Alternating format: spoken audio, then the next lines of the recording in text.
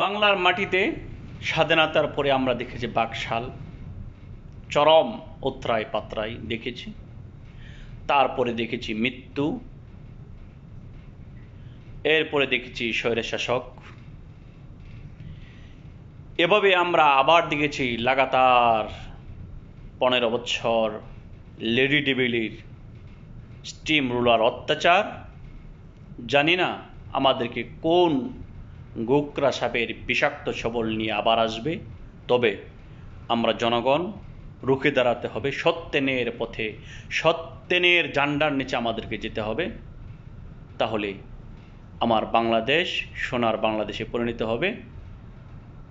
সঠিক পন্থায় সরকার প্রতিষ্ঠা করতে হবে। এটা আমাদের জনগণের হাতে, অন্য কার হাতে নয়, কোনো নেতা নেত্রীর হাতে নয়। দেশকে প্রতিষ্ঠা করার জন্যে আমরা জনগণের হাতে।